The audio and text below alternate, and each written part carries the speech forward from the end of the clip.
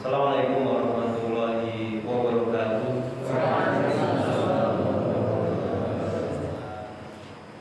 Innal hamdalillah nahmaduhu wa nasta'inuhu wa nastaghfiruh wa na'udzu billahi min shururi anfusina wa min sayyiati a'malina. May yahdihillahu fala mudilla lahu wa may yudlilhu fala hadiya lahu. Asyhadu an la ilaha illallah wahdahu la syarika lahu wa asyhadu anna Muhammadan abduhu wa rasuluhu la nabiyya wa la rasula ba'dah. Allahumma shalli ala Muhammad wa ala alihi wa ashabihi wa man tabi'ahum bi ihsanin ila yaumil qiyamah. Amma ba'd. Alhamdulillah, pada kesempatan di malam hari ini kita bisa melanjutkan kegiatan rutin kita setiap malam Selasa. Dan hari ini malam ini bertempat di Masjid Baitul Salam. Kemudian kita bertemu dengan kita dari Pondok Darul Bani. Ini pesertanya dari kakak nih. Alhamdulillah, semoga nanti ini ya bisa tambah saudara, tambah kenalan. Ada beberapa mengenai berita-berita dari masyarakat yang mengadakan kajian, dari mas-mas, dari ustaz-ustaz dari pondok. Nanti bisa saling bersilaturahmi. Kalau ada waktu longgar mungkin main silaturahmi ke kunjung kira-kira, atau mungkin dari bapak-bapak, dari mas-mas yang ingin silaturahmi ke pondok, boleh tak Ustaz? Boleh gitu? Mau sharing, mau konsultasi terkait masalah agama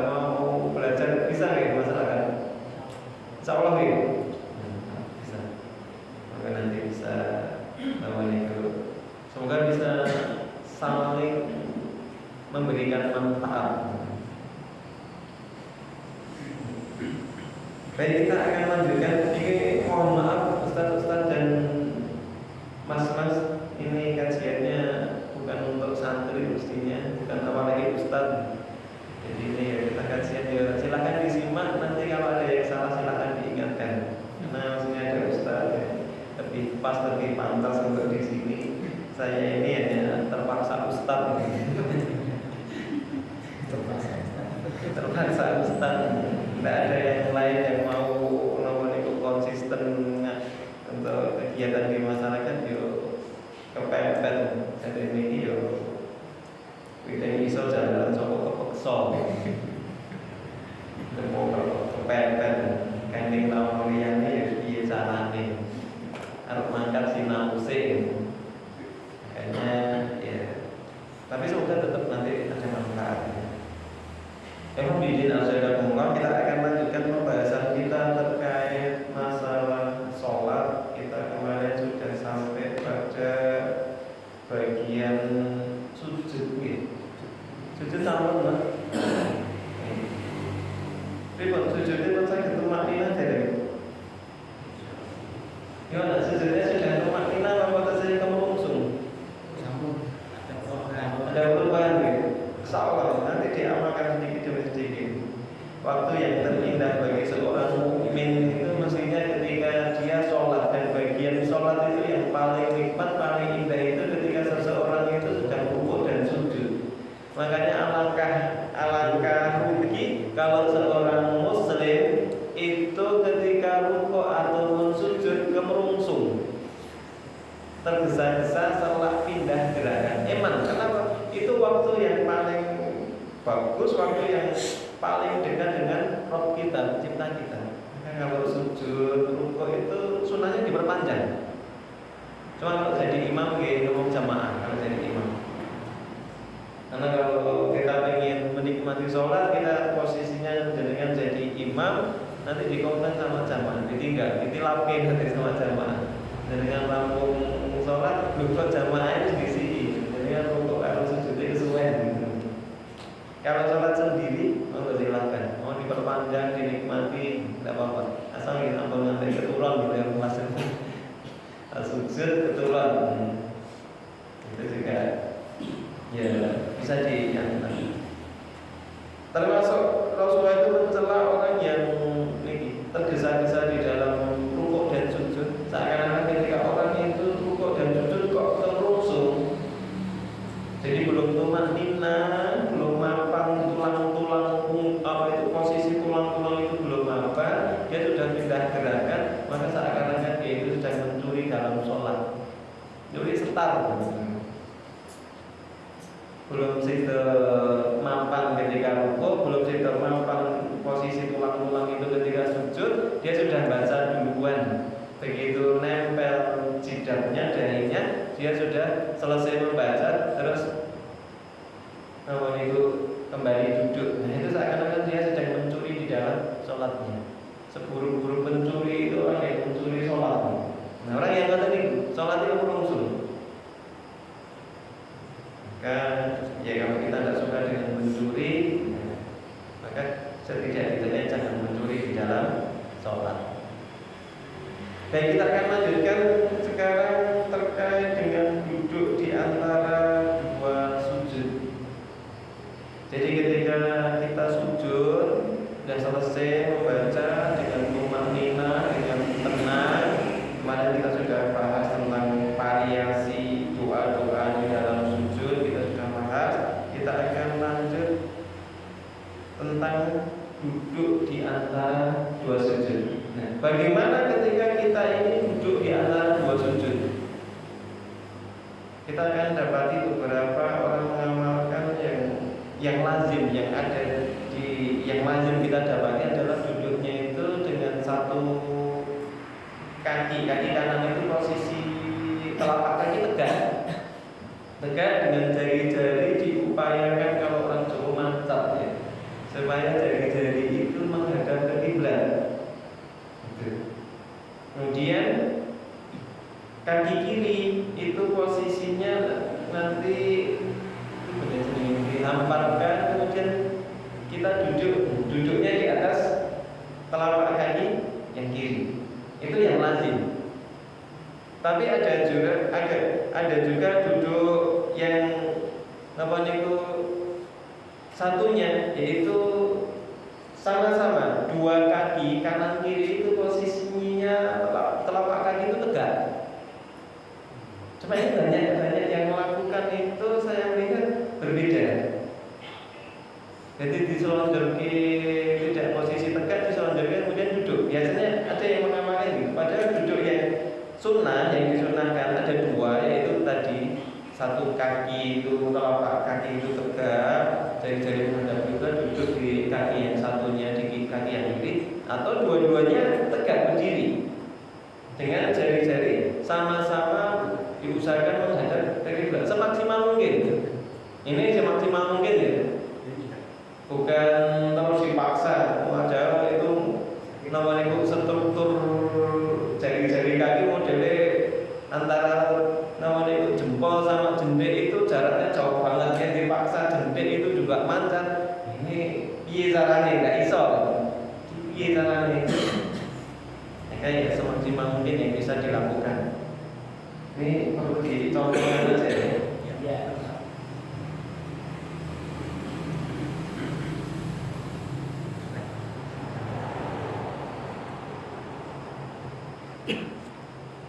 Jadi kalau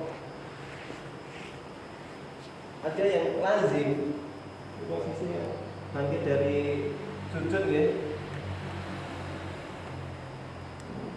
Allahu Akbar, ini posisi tegak, duduk di kaki yang kiri, diduduki, atau Allahu Akbar. Walaupun ada yang saya sering lihat kadang-kadang gini. Iya bang? Ya, banyak ya. Duduk itu yang gini. Cuma kalau mengamalkan yang gini itu di sini tidak kulino sendiri. Biasanya rasanya capek.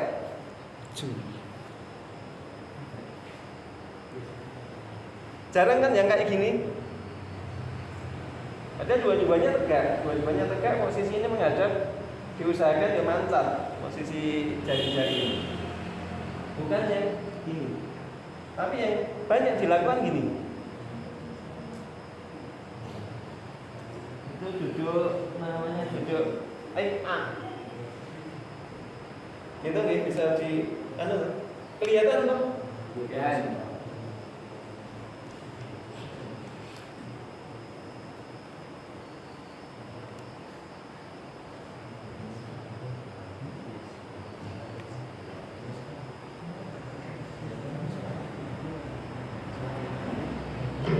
Jadi ketika seorang sedang sholat, kemudian dia duduk di antara dua sujud, hendaklah ia melakukan duduk iftirasi, yaitu duduk dengan membengkokkan telapak kaki kirinya, membentangkannya, lalu duduk di atasnya dengan menegakkan telapak kaki kanan dan menghadapkan ujung jari-jarinya, jari-jari kaki kanan ke arah kiblat. Diupayakan semaksimal mungkin. Kalau bisa lima-limanya, maka itu lebih bagus.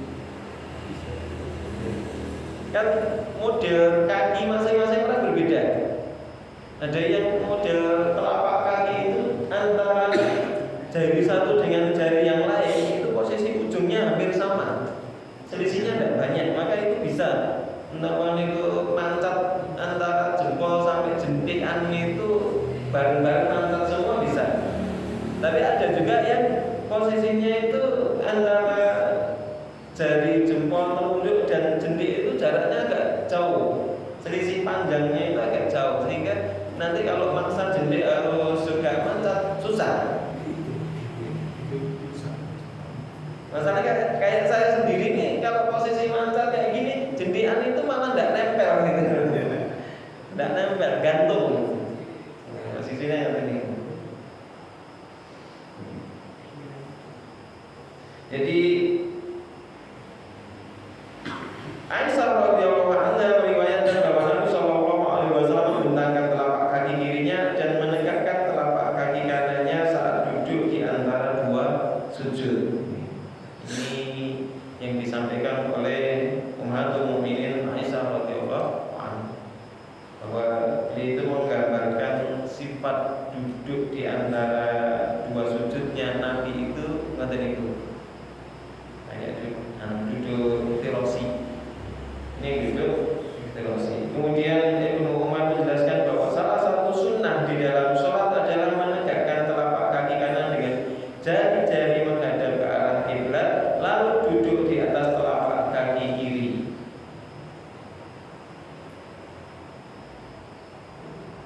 Nabi menjelaskan bahwa apabila Ibnu Umar radhiyallahu anhu mengerjakan sholat, maka beliau ini menghadap kiblat dengan segala sesuatu. Segala sesuatu itu diupayakan untuk menghadap ke kiblat. Bahkan kalau beliau ini sedang mengenakan sandal, ketika sholat itu sedang mengenakan sandal, maka ujung sandalnya pas duduk itu ya diusahakan ditekuk untuk menghadap kiblat. Walaupun di sini kalau masjidnya modelnya kayak gini jangan dipraktekkan gitu. Sholat yang masjid langsung praktekin sunnahnya sahabat Ibnu Umar, sholat yang bersandar. Nanti dimarahi sama makmum dan takmirnya. Viral nanti. Ini yang viral nopo meneng. Ada boleh gitu. Cuma yang boleh itu tidak mesti harus dilaksanakan gitu loh. Jadi sesuatu yang boleh tidak mesti harus dilaksanakan. Karena ya lihat situasinya. Masjid di masa Rasulullah dengan masjid sekarang kondisinya berbeda.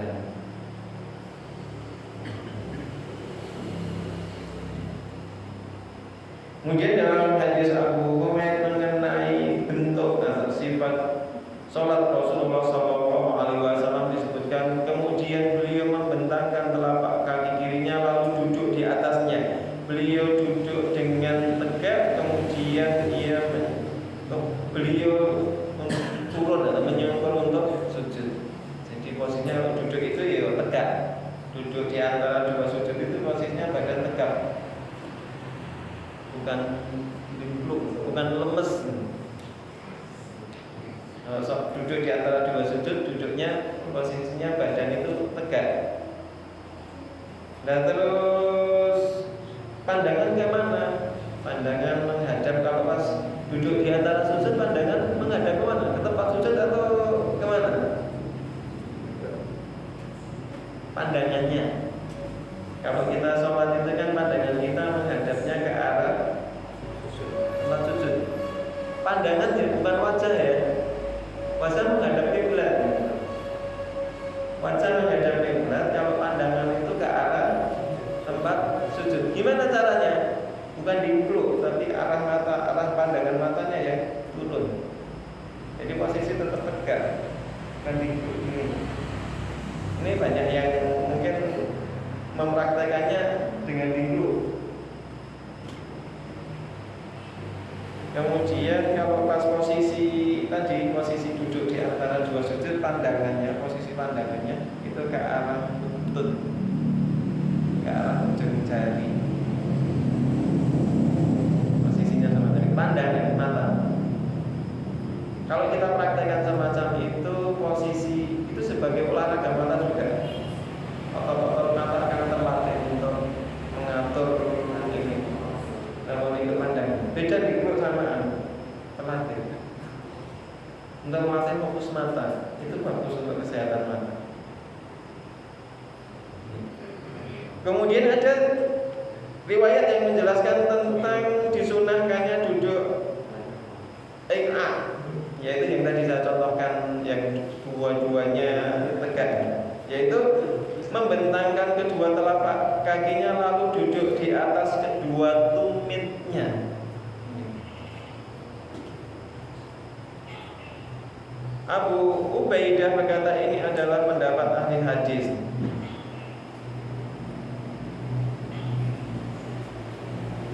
Ada salah seorang yang menanyakan hal ini kepada Ibnu Abbas. Ia menjawab hal itu merupakan sunnah. Padahal mereka menganggap bahwasanya itu sikap yang kurang pas. Maka Ibnu Abbas menjelaskan bahwa hal itu merupakan sunnah Nabi Shallallahu Alaihi Wasallam.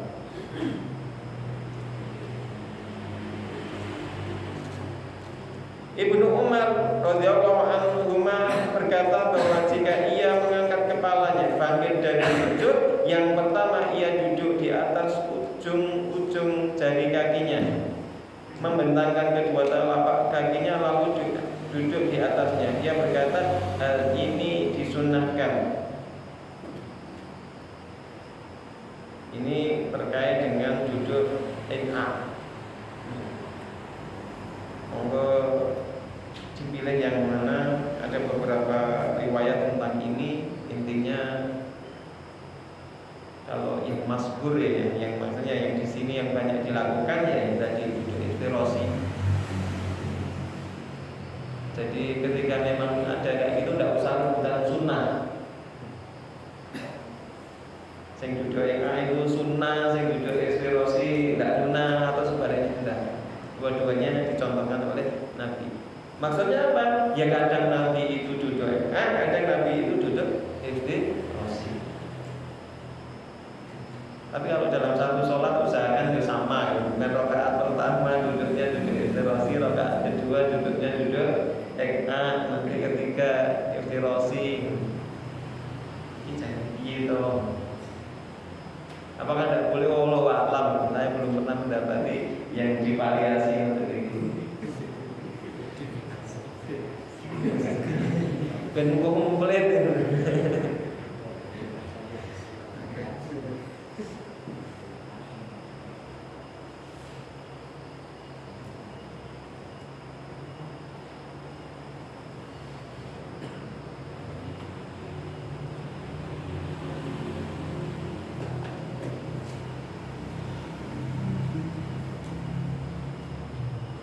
Yang tidak boleh, yang makruh itu ketika nih, kaki itu posisinya duduknya membentang terus duduknya ngeten.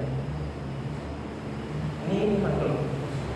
Kalau misalnya ada nih, posisinya itu membentang, tapi duduknya posisi palsu itu posisi ditarik ini. Ini makruh. Makruh dalam sholat dan di luar sholat. Ya itu duduk, sifat-sifat duduk yang makruh. Seperti kalau orang di dalam duduk sambil memeluk lutut. Kalau lututnya dari sini biasanya. Kalau selesai sholat kan di luar. Duduk yang misalnya duduk yang makruh tidak disukai oleh Rasulullah. Karena itu posisi-posisi yang menyerupai hewan. Jadi di dalam sholat ketika posisi-posisi itu tidak disukai, itu biasanya yang menyerupai posisi gestur yang menyerupai hewan. Biasanya tidak disukai oleh Rasulullah SAW. Dan itu juga mestinya berlaku ketika di luar sholat. Seperti ketika sujud ya, sujud itu kemudian ini menempel di lantai. Seperti ketika ada kucing atau anjing dekem gitu kan. Itu di dalam sholat tidak disukai, mestinya di luar sholat juga tidak disukai. Alasannya apa? Karena itu menyerupai binatang. Posisi ada yang sujud itu posisinya gini kan? Posisi gini. Ini nempel semua. Itu enggak. Itu makruh.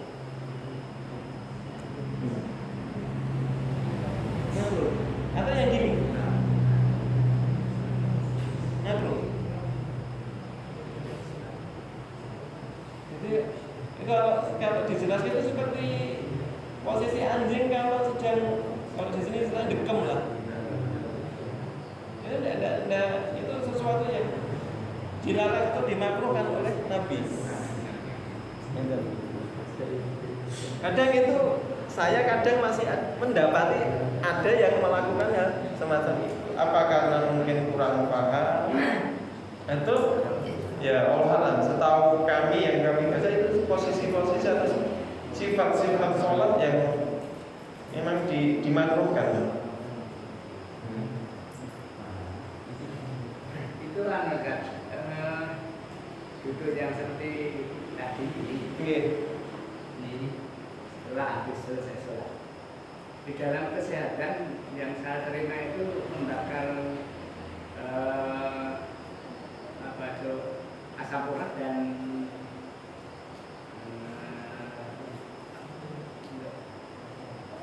kolesterol di dalam kesehatan, sehingga memang saya laksanakan seperti itu. Belum tahu ini nanti kalau memang itu kondisinya dihajatkan untuk suatu terapi kan tentunya berbeda. Ini kalau tidak ada keperluan, tidak ada keperluan apa-apa, ya sesuatu yang memang itu ditinggalkan atau sesuatu yang memang dihindari di dalam sholat, mestinya di luar sholat ya. Kecuali memang ada keperluan. Kan bukan sesuatu yang sifatnya sampai haram, enggak. Bukan sesuatu yang sifatnya sampai haram, tapi itu sesuatu yang dimakruhkan. Ngerti gimana?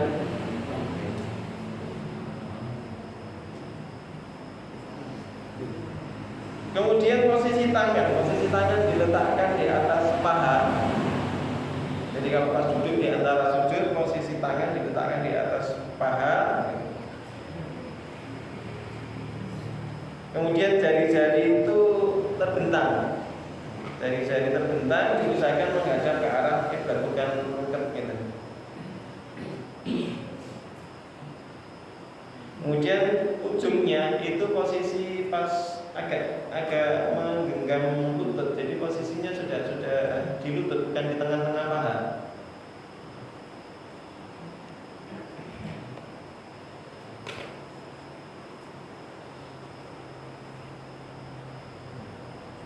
Bukan rapat gini, juga bukan gini, tapi agak renggang.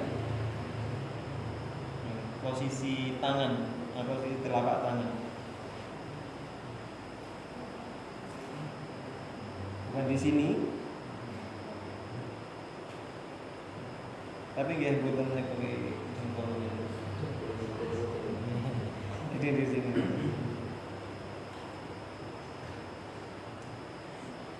Kita lanjut. Doa yang biasa dipakai loh. Pilih sing panjang loh, pilih sing pendek. Pendek. Enten sing pendek ning kadang-kadang dong pilih sing tuwa. Dan yang pendek ini riwayatnya malah insyaallah di sahih. Apa doanya?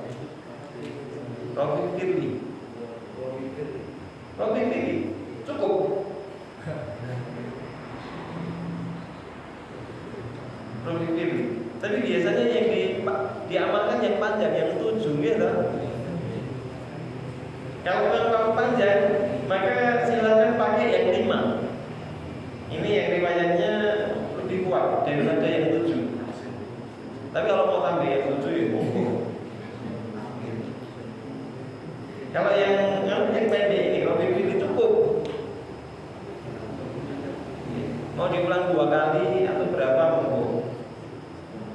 Atau riwayat yang lain yang 5, Allahumma firli warhamni wa'afini wahdini warzuqni. Jadi ini berdasarkan riwayat Abu Dawud dari Ibnu Abbas, bahwa beliau menyampaikan ketika Nabi SAW duduk di antara 2 sujud, beliau mengucapkan Allahumma firli warhamni wa'afini wahdini warzuqni. Ya Allah, ampunilah dosaku, berikan rahmat kepadaku, berikan keselamatan kepadaku, berikan hidayah kepadaku, dan berikanlah rizki kepadaku. Ini doa yang diajarkan oleh Rasulullah SAW ketika duduk di antara 2 sujud. Tapi kalau mau yang pendek, Rabbi firli atau Allahumma firli. Kalau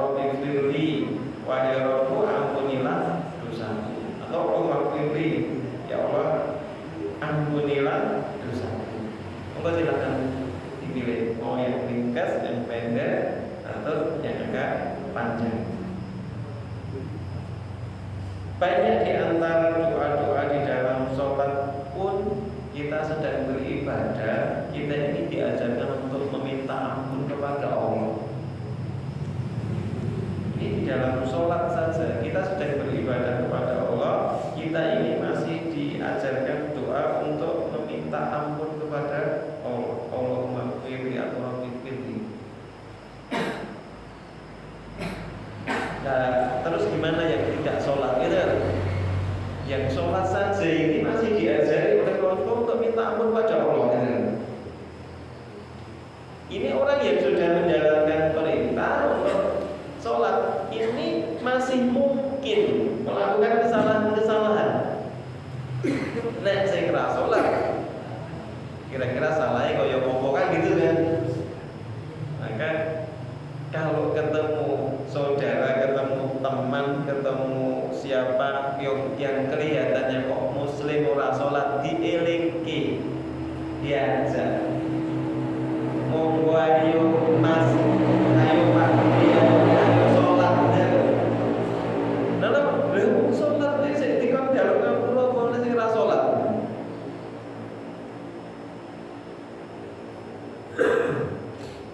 Dan kita juga harus sadar ketika baca doa ini, supaya doa kita, sholat kita lebih bermakna.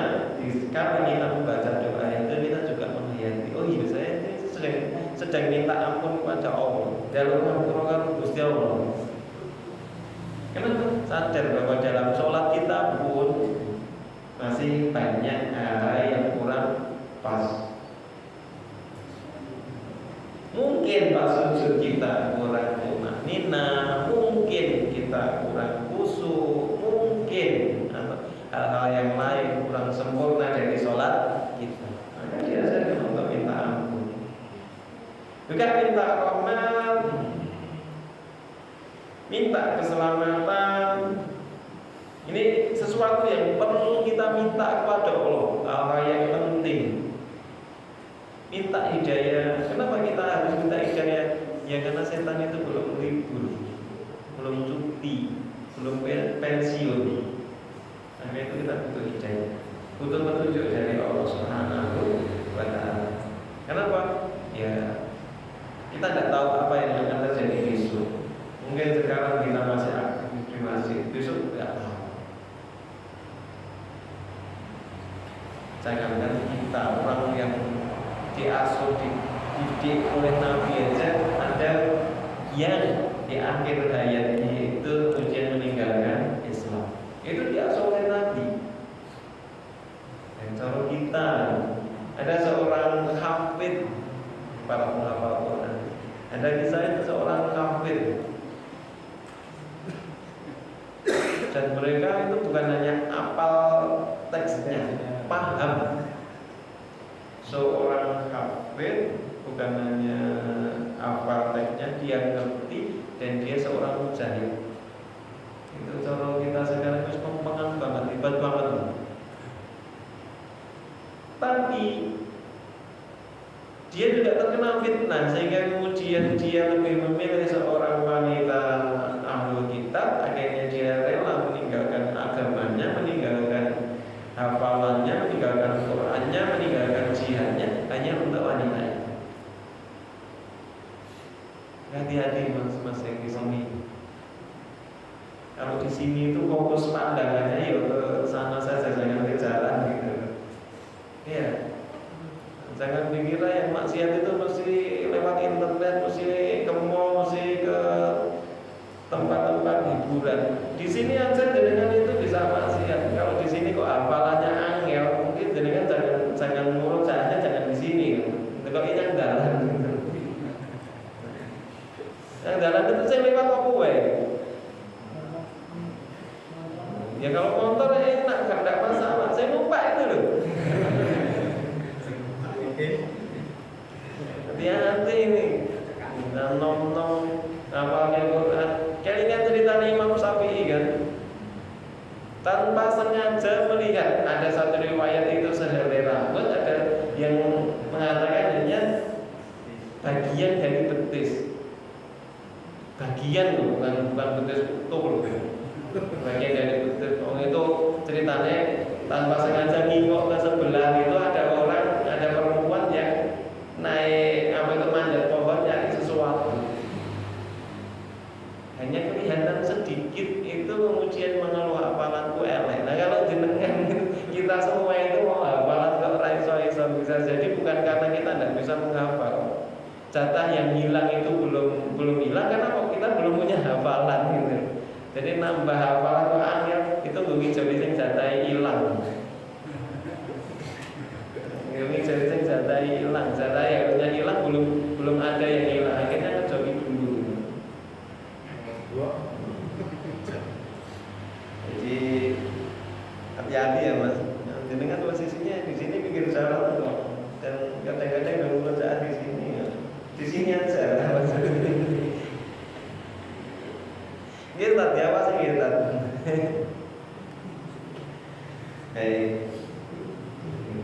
Itu doa di antara duduk di antara dua sujud. Kemudian sujud lagi sebagaimana sujud pertama. Setelah itu bangkit dari sujud untuk berdiri ke rakaat berikutnya. Ada yang namanya duduk istirahat. Ada yang namanya yang dimaksud duduk istirahat itu apa? Ketika kita bangkit dari sujud untuk masuk ke rakaat berikutnya, maka tidak langsung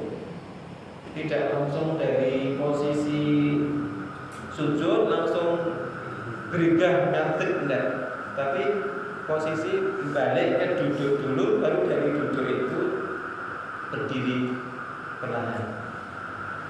Dan namanya ada duduk istirahat. Cuma ya ini ada yang mengamalkan, ada yang tidak. Ada yang pokoknya langsung dari posisi sujud itu ya langsung berdiri. Tapi ada yang dari posisi sujud, kemudian dia duduk dulu, baru bangkit dari duduk itu untuk berdiri ke rakaat berikutnya. Ini Bapak Ibu berupaya menjelaskan dalam masalah duduk istirahat. Para fuqaha berbeda pendapat. Apakah duduk istirahat merupakan salah satu sunnah sholat sehingga disunahkan bagi setiap pelaku untuk melaksanakannya, atau tidak termasuk sunnah-sunnah di dalam sholat? Maka ya silahkan dipilih. Jadi silahkan dipilih. Mau pakai itu duduk istirahat juga itu tidak masalah. Ini kalau ada perbedaan ini kan kita enak, kita pilih. Apalagi perbedaannya di kalangan para ulama itu kan berarti kita bisa pilih enak. Monggo silakan, mantap yang mana, serta yang mana. Kalau saya secara pribadi biasanya lebih suka duduk dulu sejenak baru untuk berdiri. Jadi lalu kosong tangan saya bangun dari sujud itu.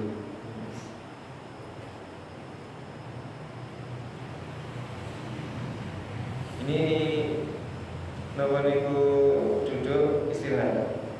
Nah, kemudian yang menjadi nomor itu mungkin kemarin perlu kita dengarkan ya, cara turun sujud dan berdiri. Ini kemarin kita hanya bahas sekilas, kita akan bahas agak jelasnya. Ada dua pendapat, tangan dulu atau lutut dulu. Kira-kira biasanya yang dipakai tangan dulu atau lutut dulu kalau turun sujud? Turun sujud tangan. Kalau bangkit berdiri tekan tangan dulu juga. Yang dianggap lutut dulu atau tangan dulu?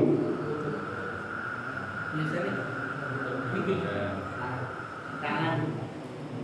Kira-kira yang benar yang mana? Ini perbedaan pendapat ya, biar ngerti, biar enak nanti kita bahas dua-duanya. Enak nanti.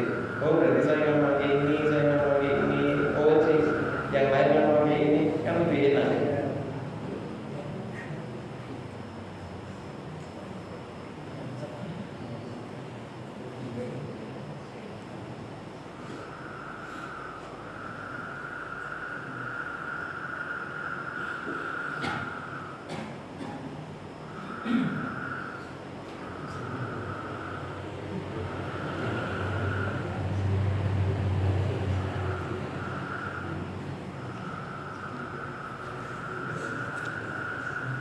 beberapa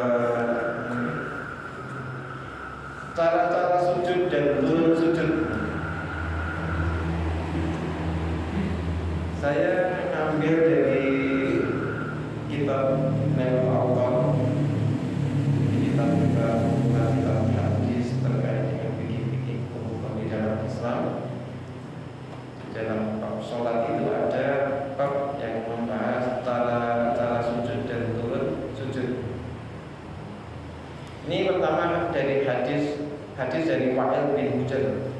Beliau menyampaikan, aku pernah melihat Rasulullah SAW apabila sujud, ia meletakkan kedua lututnya sebelum kedua tangannya.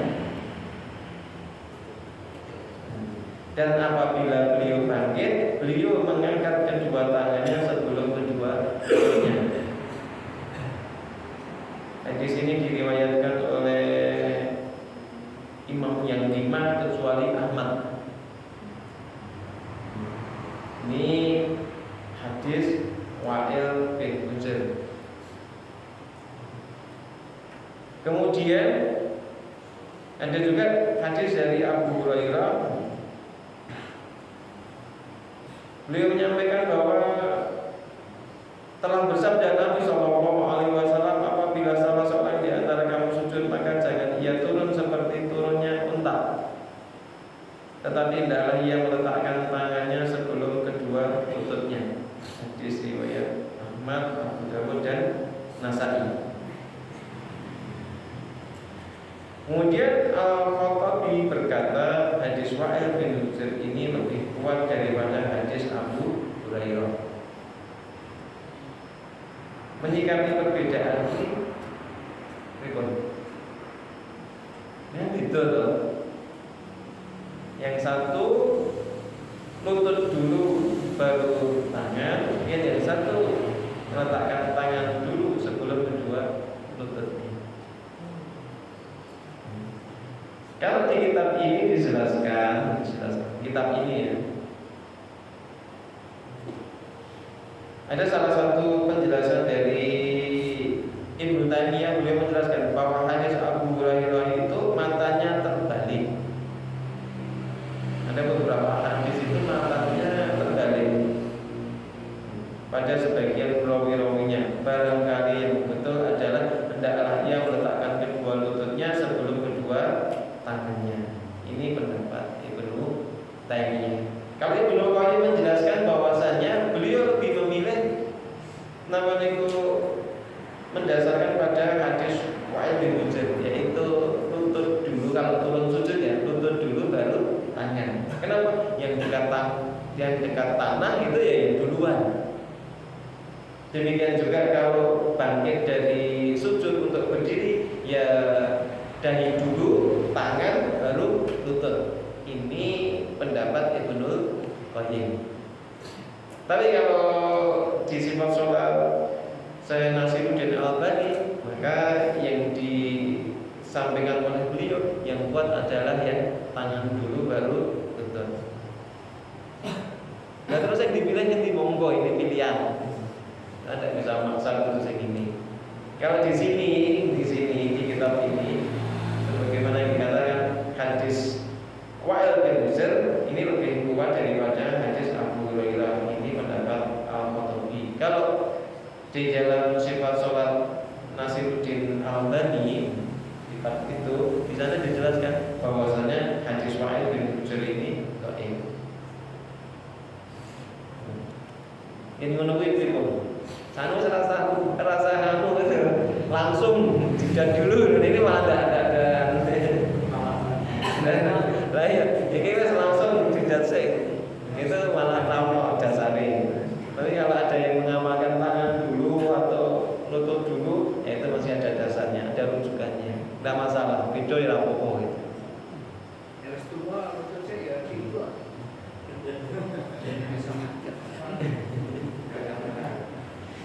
Ada juga yang berpendapat ketika Nabi itu masih posisinya ya, masih sehat, maka beliau itu tadi urut tangan pas bangkit dari sujud ya, itu kepala atau wajah, jidat dulu, terus nomor itu tangan, baru lutut Tapi ketika beliau sudah kondisi sudah tambah umur, maka tangan itu untuk sandaran, membantu proses untuk berdiri.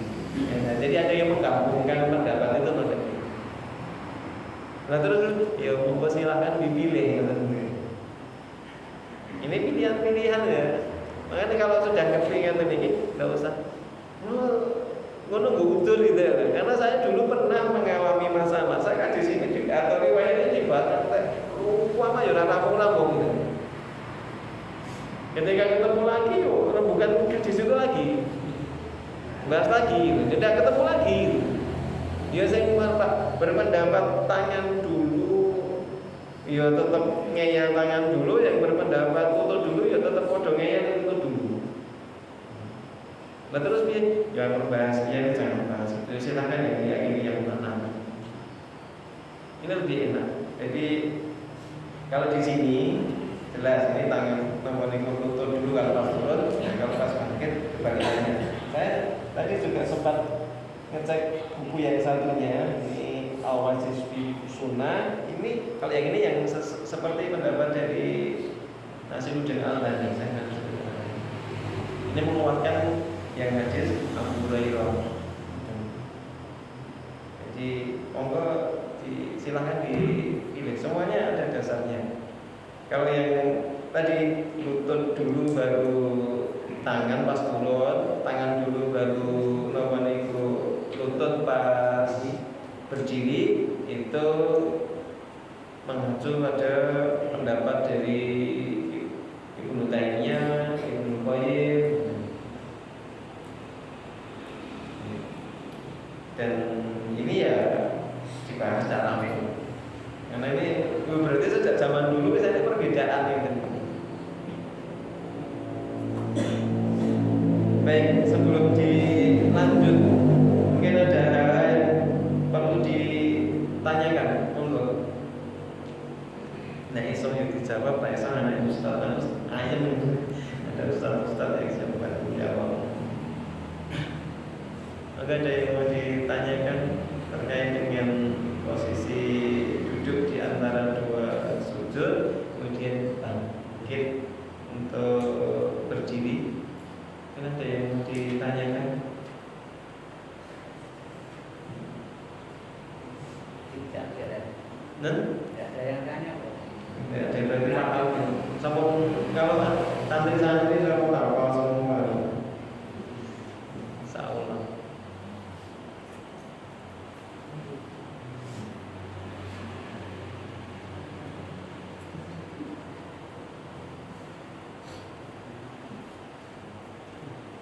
Tidak ada. Tidak.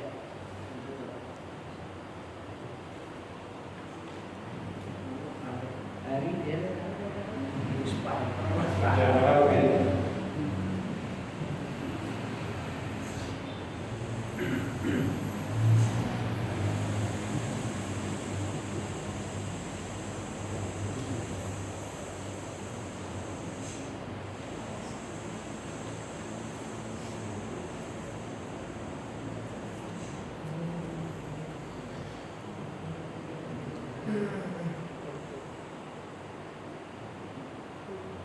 terkait dengan keharusan tumakninah, ini ada satu riwayat yang cukup untuk jadi renungan bagi kita.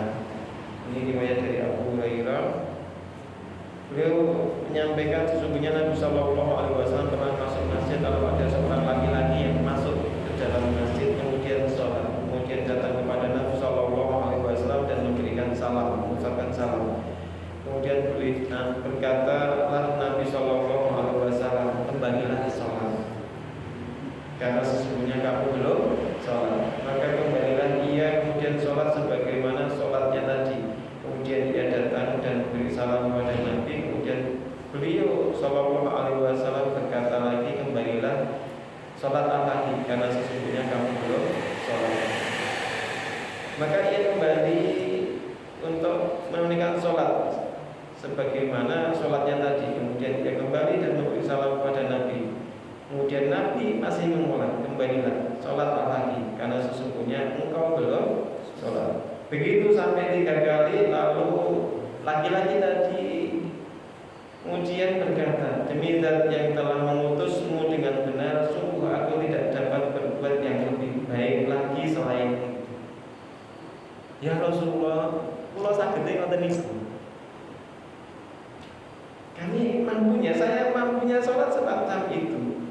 Sing salah sing pundi, ngoten maksudnya itu. Yang salah yang mana?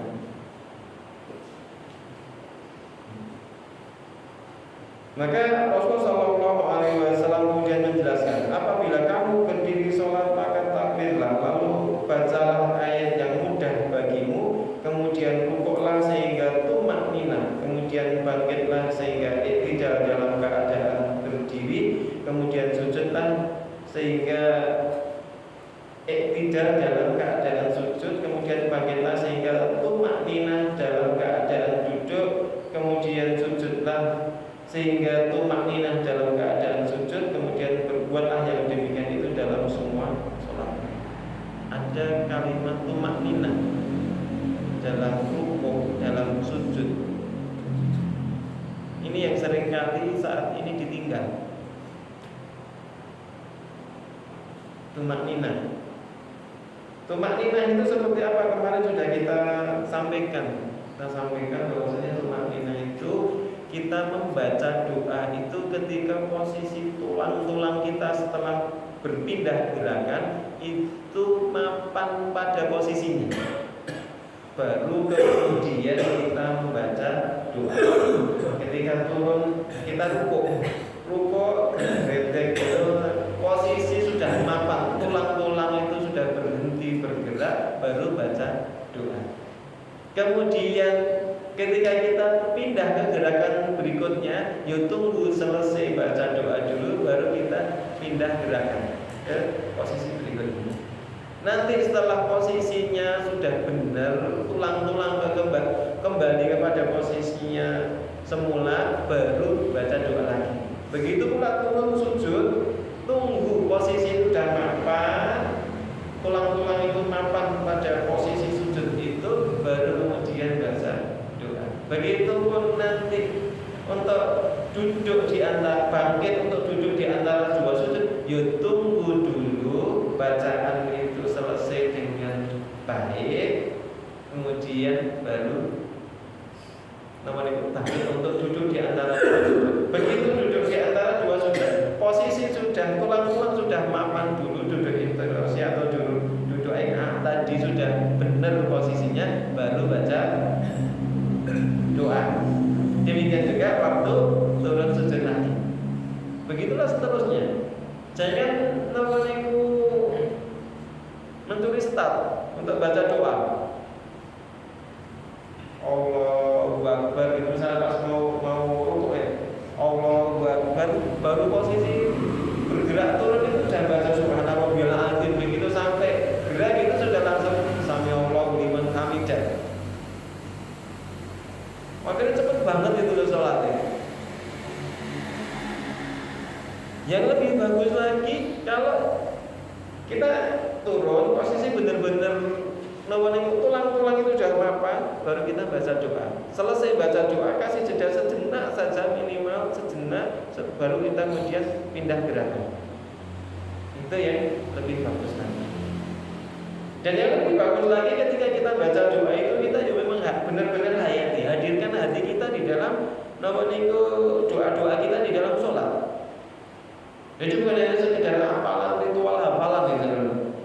Kita menghayati benar seperti tadi, baca doa di antara duduk di antara dua sujud. Benar-benar kita ketika baca itu benar-benar hati kita ini memohon ampunan kepada Allah. Karena yang biasanya ini gitu ya. Biasanya sudah terlanjur terampil lisan atau lidah atau bibir itu ucapan itu kadang-kadang itu maknanya hilang gitu, tidak masuk ke hati. Saya belum hafal. Oke, otomatis begitu duduk di antara dua sujud bacanya itu wis hafal. Kalau pas sujud bacanya itu. Kadang kita tadi baca subhanallah a'la. Tapi hati kita itu tidak mengagungkan, tidak memuji Allah. Hati kita itu sedulannya tinggi. Kenapa? Ya kita sholat itu kadang-kadang tidak disertai dengan hati kita. Badan kita sholat, badan kita itu berada di shaf, badan kita itu sedang rukuk dan sujud, nah hati kita dulan kemana-mana. Ini dilatih. Kalau kemudian kita ini merasakan bahwasanya hati kita ini sudah mulai pindah aktivitas, kita segera ingatkan diri kita ini sedang menghadap Allah. Masa sih ada Gusti Allah kayak gitu gitu. Ngajak sama Pak Lurah, Pak Camat aja kadang-kadang kita itu mau ngobrol sendiri, enak kan gitu toh. Kita ngajak Gusti Allah sama hati ini tulan yang tinggi. Kita latihan. Ini terkait dengan duduk di antara dua sujud, kemudian cara bangkit. Jadi ketika kita bangkit untuk berdiri ke rakaat berikutnya, bahkan ada kalau di sini dijelaskan ya, Imam disunahkan itu tadi menggunakan tangan itu untuk menyangga. Bahkan bukan hanya satu, ada yang menyatakan tangannya satu jadi pakai jari kan gitu kan. Tapi enggak, kalau ini malah dua-duanya. Ini kalau yang tadi berpendapat bahwa diangkat lutut dulu. Diangkat lutut dulu. Tapi kalau namanya itu yang pakoh-pakoh saya ngomong itu tangan dulu ya, itu pilihan. Kalau dulu saya kenteng-kentengan ini, dulu saya ini yang masih belajar aktif di Nawaniku kegiatan 4C Muhammadiyah ini di Polres di Suwira Lampung. Kenapa itu? Kadang sampai beberapa kali pertemuan jelaskan itu. Nanti setelah beberapa waktu balik itu bahasnya.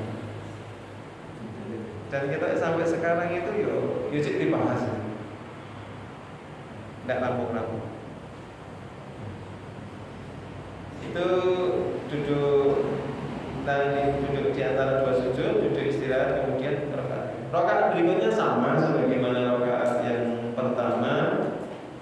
Kemudian di sini nanti ada juga bacalah ayat yang mudah. Ini penting untuk dipahami. Ya kalau kita sedang sholat sunnah silahkan sambil murojaah, sambil latihan, nambah hafalan boleh.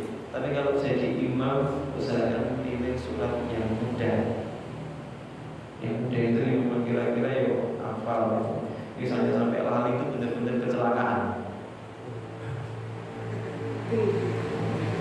Jangan latihan menghafal, diusahakan dihindari. Latihan menghafal, tapi posisinya sebagai digunakan untuk bacaan saat menjadi imam. Ya kalau makmum itu ngerti sampai sudah hafal, misalnya salah benar bisa gitu. Tapi kalau posisinya itu makmumnya yo biasa-biasa saja, misalnya salah sih benar siapa? Maka dipilih bacaan yang mudah. Saya mudah ini memang kita hafal. Tapi kalau sholat sunnah silakan. Sholat sunnah sendirian. Mau mengingat itu misalnya ada satu ayat yang lupa diingat, ditunggu sampai setengah jam kan tidak masalah. Tapi kalau jadi imam kan beda. Maka kalau jadi imam pilih bacaan Al-Quran yang memang mudah bagi kita. Ya kalau sudah kalau mas-mas ini seolah hafalannya wis akeh tapi wis mungkin berapa wis banyak yang rampung 30 juz mungkin Mas. Mungkin ya. Sama mungkin nanti enak. Kalau di sini berarti nyari imam dan ada repot Mas. Gampang. Tak khawatir tidak ada imam lagi terus. Mangkok sol. Ini kita ingin pengen jadi imam nih. Jadi itu. Kemudian di rakaat kedua ada duduk tasahud. Tasahud. Duduk tasahud. Seorang yang sedang melaksanakan sholat di rakaat kedua itu ada satu posisi atau bagian dari sholat, yaitu duduk tahiyat. Setelah sujud kedua sebelum masuk ke rakaat ketiga ada duduk tahiyat. Duduk tahiyat ini posisinya seperti duduk di antara dua sujud, duduk iftirasi. Nanti ini yang jadi perbedaan dapat kalau sholat di dua rakaat. Ini duduknya duduk tawarruk atau duduk iftirasi. Biasanya yang mana yang dilakukan? Iftirasi atau tawarruk? Kalau misalnya sholat sunnah di dua rakaat itu. Iftirasi atau tawarruk? Iftirasi itu sebagaimana tahiyat awal.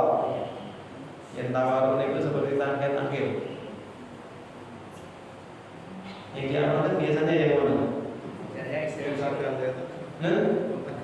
Kita ganti. Variasi. Nah, itu mau dijelaskan. Baik, kita bahas. Duduk tasahud. Ada beberapa hal yang perlu diperhatikan, yaitu meletakkan tangan sebagaimana atau sesuai dengan bentuk yang diterangkan dalam hadis berikut, ya, hadisnya Ibnu Umar. Beliau menjelaskan bahwa apabila Nabi Shallallahu Alaihi Wasallam melaksanakan duduk tasawuf, beliau meletakkan tangan kirinya di atas lutut kiri dan meletakkan tangan kanannya di atas lutut kanannya. Beliau merenggangkan jari-jari tangan kanannya, jadi tangan kanannya direnggangkan, meletakkan ibu jari di ruas tengah jari tengah, ya. Jadi di ruas tengah. Lalu menunjuk dengan jari telunjuknya. Posisinya sebenarnya. Kemudian di dalam riwayat lain juga disebutkan bahwa beliau merenggangkan semua jari-jari tangan kanannya, lalu memberikan isyarat menunjuk dengan jari dengan jari telunjuk yang berada di samping ibu jari. Maksudnya jari telunjuk itu, ini kan jari tengah, ya. Posisinya gini, isyarat ini di sini, ruas tengah.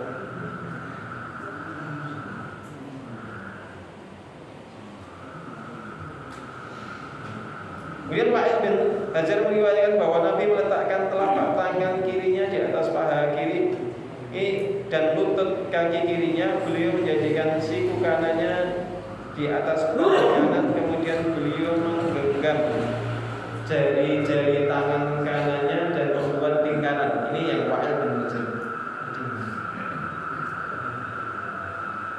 Kemudian dalam riwayat lain disebutkan beliau membuat lingkaran dengan jari tengah dan ibu jari, lalu beliau memberikan isyarat telunjuk. Ini membentuk lingkaran. Ini beberapa varian, beberapa pilihan posisi jari. Kemudian beliau menggerakkan telunjuknya itu sambil berdoa, maksudnya doa tasawuf.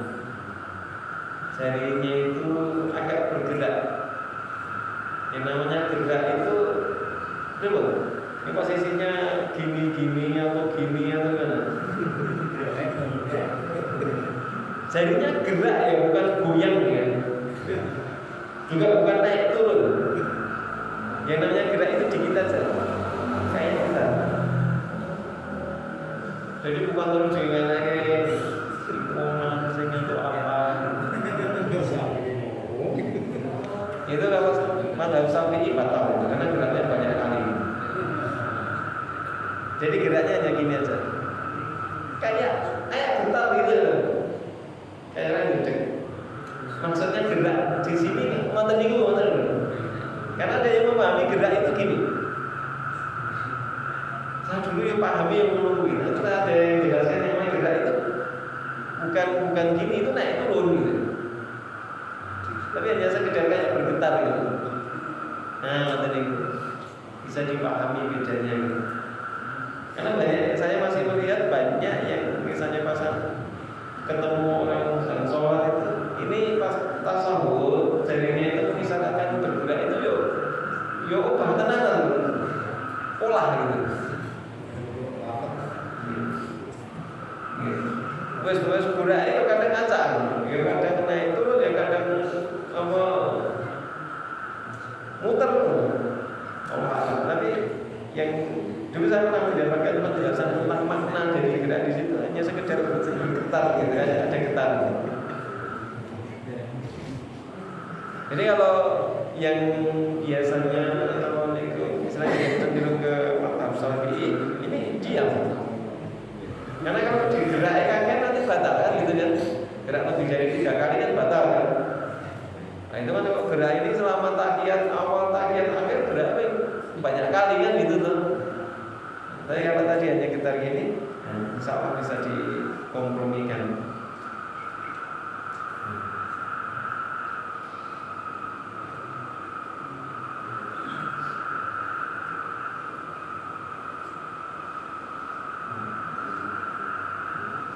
Jadi Al-Baihaqi menjelaskan mungkin yang dimaksud dengan menggerakkan jari telunjuk adalah menunjuk dengan jari telunjuk itu bukan berarti menggerak-gerakkannya.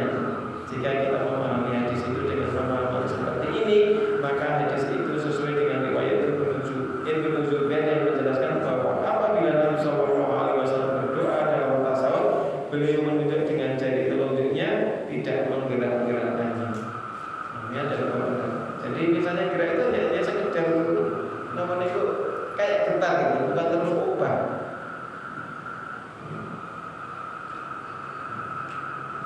Jadi monggo silakan dipilih.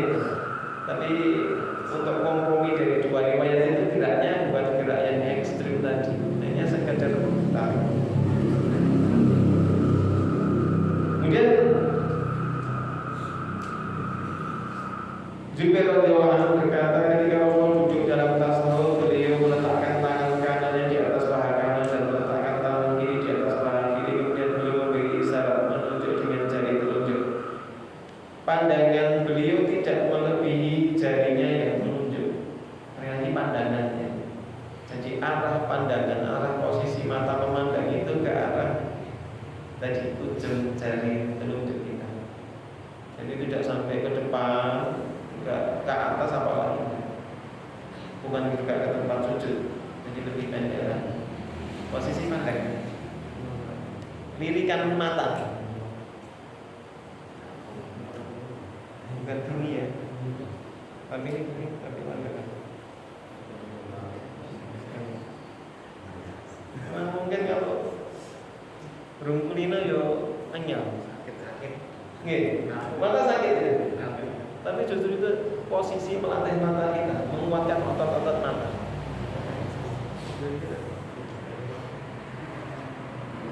Sebagaimana ketika pas ruko arah pandangan matanya kemana? Ke kaki kan?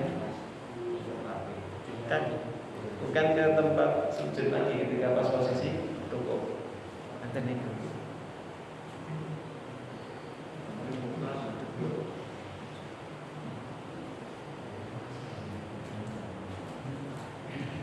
Riwayat ini menjelaskan bahwa di dalam duduk tasawuf pelaku cukup meletakkan tangan kanannya di atas paha kanan tanpa menggenggam jari-jarinya. Jadi ada yang cuma menjelaskan ini, misalnya ini tanpa menggenggam. Ada yang misalnya mempraktekkan tanpa menggenggam. Ini juga ada dasarnya kan? Ada yang menggenggam, ada yang cukup posisinya itu. Jadi ini katanya menggenggam, ini cukup diletakkan saja. Nah, pilih yang mana? Karena yang mau di sini kan gini toh, menggenggam ini toh. Kalau menggenggam maksudnya gini, ini membentuk lingkaran. yang gini. Jempol itu ditaruh di ruas namanya itu kedua, ruas tengah dari jari tengah. Yang jelas bukan gini kan. Lagi ngantuk kayak mau mukul itu loh. Ini beberapa namanya itu posisi. Jadi misalnya ada beda-beda kayak gitu, ya jangan kemudian keburu menyalahkan ya. Kenapa? Ya riwayat tentang ini banyak yang menjelaskan sifat sholat Nabi itu banyak. Jadi ada banyak riwayat-riwayat yang menjelaskan sifat Nabi, sifat sholat Nabi. Mungkin maksudnya suatu ketika pernah Rasulullah itu pas isyarat menunjuk itu dia namanya tidak bisa di posisi menggenggam. Ada yang kadang Rasulullah ya menggenggam. Kan ada sekian banyak sholat yang dilakukan oleh Nabi. Jadi ketika ada perbedaan-perbedaan, bukan berarti satu benar satu salah. Bisa jadi semua benar. Bisa jadi semua pernah dilakukan oleh Rasulullah SAW. Makanya kita tidak keburu kemudian mengatakan ini benar, ini salah. Walaupun kalau jadikan baca kitab-kitab, kalau cuma baca satu, biasanya sing bener ini, sing ini salah kan gitu kan. Itu pendapat satu ulama atau satu namanya itu ulama. Tapi kalau kita namanya itu mau lebih namanya bisa memahami semuanya, oh bisa jadi satu saat Rasulullah pernah melakukan cara yang A, kemudian di saat yang lain mungkin pernah Rasulullah melaksanakan cara yang B, bisa jadi cara yang C. Ketika sudah semacam itu, dia ketemu dengan berbagai macam model atau cara orang sholat, ya kita tetap santai kan. Oh ya berarti ini enak sih contoh selesai, ada masalah.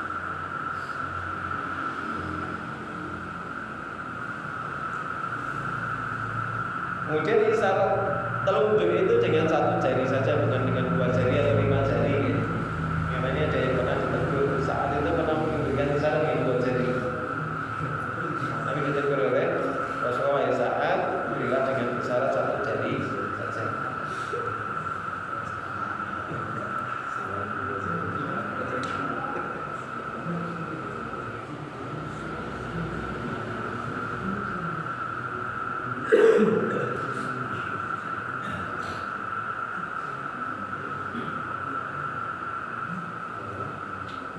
Kemudian duduk intirasi pada tasawuf pertama dan melakukan duduk tawarruk pada tasawuf akhir. Rasulullah SAW ini digambarkan apabila beliau duduk pada rakaat kedua untuk tasawuf pertama, beliau duduk di atas kaki kiri dan menegakkan telapak kaki kanan. Apabila duduk pada rakaat terakhir, maka beliau memajukan kaki kiri, meletakkannya di bawah kaki kanan dan menegakkan telapak kaki kanan, lalu duduk di atas tempat sholat atau duduk tawarruk. Ini duduk yang dilakukan oleh Rasulullah dalam tasawuf. Tasawuf awal duduk intirasi, tasawuf akhir itu posisi duduk tawarruk.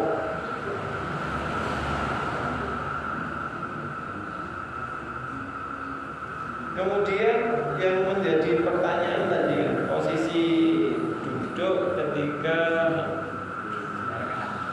sholat yang 2 rakaat. Ya, tadi dasarnya cuma tadi.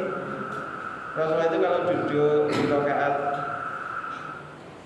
kedua untuk tasawuf awal, itu duduknya duduk intirasi. Kalau duduknya duduk di tasawuf akhir, maka duduknya duduk tawarruk. Bagaimana memahami ini? Ada yang memahami? Oh berarti kalau sholat 2 rakaat itu duduknya duduk tasawuf di rakaat kedua, ya kan? Berarti duduknya intirasi.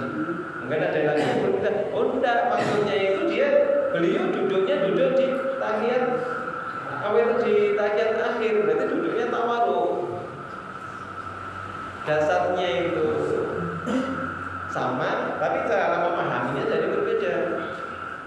Rakaat kedua ini dianggap nawaniku tahiyat awal atau dianggap tahiyat akhir.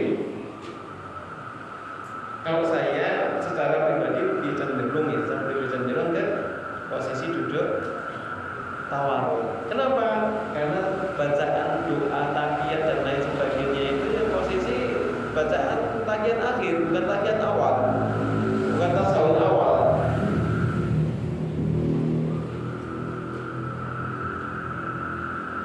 Jadi walaupun itu berada di rakaat kedua, tapi itu rakaat terakhir.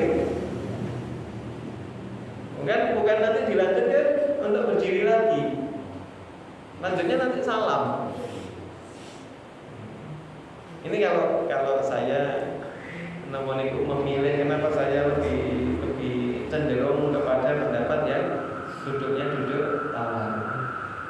Tapi kalau mungkin ada yang melaksanakan posisi duduk iftirosh, ya mungkin itu pilihan. Tak perlu diperselisihkan, tak perlu mengatakan yang duduk iftirosh nyunah, yang duduk tawarruk tidak nyunah, gitu juga tidak perlu. Karena ada beberapa pandangan yang semacam itu. Kalau ngaji sunnah itu duduknya duduk namanya itu iftirosh. Kalau yang ngaji wiru sunnah dari duduknya duduk tawarruk ini juga enggak. Seakan-akan pemilik sunnah itu ya satu kelompok, enggak kayak gitu. Semuanya ada rujukannya, ada apa itu? Ya ada yang dianut, ada yang dipilih.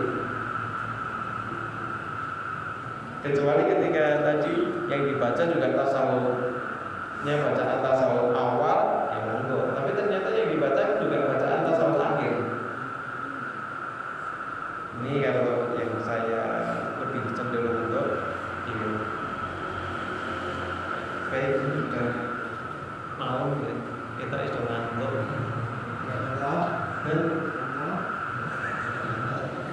Jangan ngantuk ya. Tapi sebelum diakhiri kita ada yang bertanya, semoga tidak ada paham semua. Mungkin monggo. Menggunakan terus Mungkin ada ini tujuan yang mana kalau hanya melihat lagi tadi tujuan yang mana? Ya monggo silakan. Ada dua pendapat, ada yang ini diam. Geraknya itu maksudnya posisi gerak tadi. Dari nomor itu posisi menggenggam terus gerak ini. Ada yang menjelaskan kayak gitu. Setelah posisi sudah menunjuk memberikan isyarat tertentu ya diam. Ini yang diriwayatkan oleh Abu Dawud. Yang berpendapat semacam ini An-Nawawi, Imam Nawawi. Tapi ada juga yang tadi gerak, tapi geraknya itu bukan gerak naik turun. Jadi geraknya itu hanya sekedar itu, kayak hanya bergetar aja, nggak ekstrim ngotennya tapi hanya sekedar gitu. Kayak tak gerak. Dan continue, gerakan itu continue hanya sesekali. Tidak ada keterangan, hanya digerakkan. Terus atau tidak ya monggo. Yang gerak ini itu terus atau tidak ada temuan itu detail seperti apa untuk menjelaskan itu.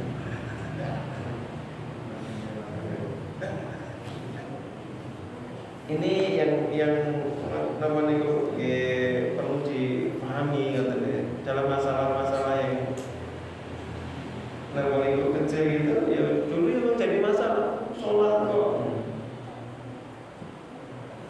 Sidik batal kok malah kuwi dirijine ubah terus ya. Ya gitu. Dan akhirnya jadi masalah.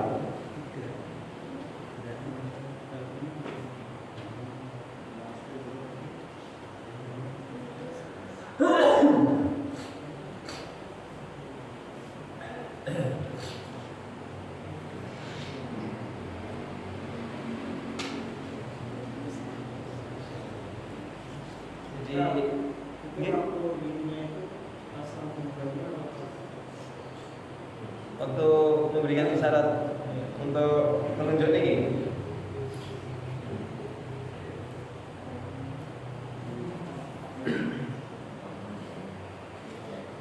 Ada yang menjelaskan ketika tas melakukan itu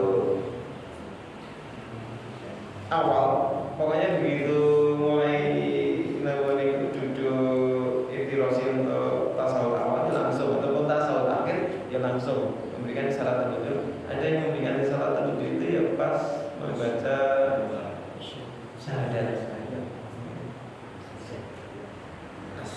Kamu boleh pilih ini, sejak dulu di bahasa Arab. Ya silakan dipilih. Kalau dengan dari kelompok misalnya di sini ya, yang dari mazhab Syafi'i, pasal sahur, iya kan? Begitu baca membaca syahadat itu langsung memberikan isyarat telunjuk. Itu. Tapi kalau yang cenderung di sini namanya persis Muhammadiyah, MTA itu dari awal. Nah, terus yang mana? Yang mau silahkan dipilih lah. Ini masalah mata. Kalau ini masalah fikih ini, kalau harus sama susah. Nah, kan kadang saya mau berangkat itu saya baca beberapa buku. Iya, saya nanti lebih dijelaskan juga, jelaskan semua sesuai yang mampu kami jelaskan. Jadi untuk kapan waktu memberikan mengangkat atau menunjuk memberikan isyarat tertentu itu kapan ya tadi ada dua pendapat, sejak awal atau tadi di saat pas membaca syahadat.